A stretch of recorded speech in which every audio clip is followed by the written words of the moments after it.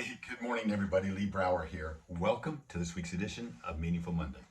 I am grateful to be here and I am glad to be here. Last week we talked about nimblicity. Remember? I love the word nimblicity. Doesn't it make you just smile when you hear it? Nimblicity, the joy of being nimble. How many of you truly want to be nimble? Nimble in the sense not of like flexible, maybe so you want to be able to bend and stretch and do all this stuff, but nimble in the sense of being able to have complete control over your choices. You lose nimblicity when you make a choice. Let's say you go out and you invest in a house you shouldn't invest in, it's too expensive. But now or you've gone into severe debt to do so. So now you've limited your choice on other things. Nimblicity comes when you have four pillars that come together with a you call it the keystone is gratitude, which we talked about last time. The power of gratitude, how it's the glue that holds everything together, how it's the natural attractant that brings relationships, stronger relationships to you, and brings greater opportunities to you. Now let's talk about pillar number one. Pillar number one.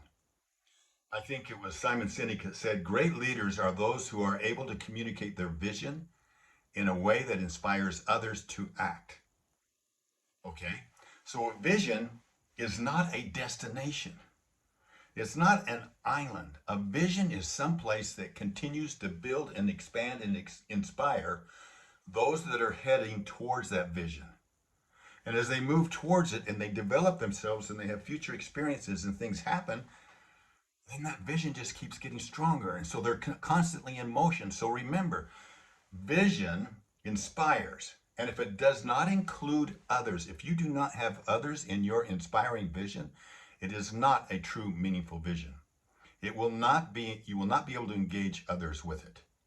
Clarity of purpose and direction is crucial, whether you're a leader in your family or your business, because it allows you to effectively communicate that vision and the milestones along the way to your team, to your family. And when leaders have a clear vision, then they can get others to achieve. And they can be inspired and motivated to achieve that. Leaders who lack clarity, they can cause confusion, misunderstanding, a lack of direction. What it leads to is a demotivated, disengaged team. Clarity of purpose and direction enables leaders to make better decisions, better choices, prioritize their tasks, and then allocate the resources in a more effective manner. So clarity, before you get, clarity, if you want to be in motion, understand the direction you want to go, get a picture of it. It doesn't have to be a destination, and then be willing to take small steps and get everybody in motion towards that.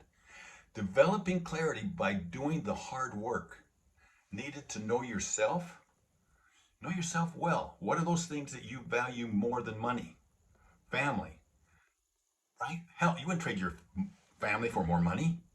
You wouldn't trade your health for more money, your values. You wouldn't your experiences, the education, the networks that you have, your compassion. You want to be somebody that when you leave this planet, you've created more than you've consumed. Those are the things that make the vision possible, and you'll understand when you understand it's a journey. The enemy of thriving is arriving. That means life is all about the journey. So number two is clarity. Another quote, let me think, Seneca.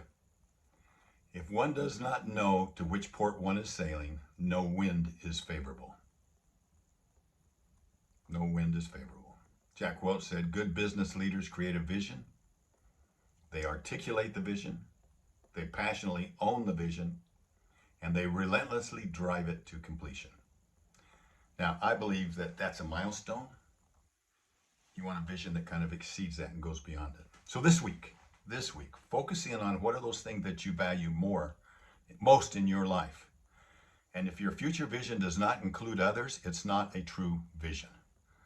What are those things that are most meaningful to you and to those that you serve? Make a list of those things you value most this week. We'll move on to pillar number 2 next week. Have a meaningful week. I look forward to talking to you next time.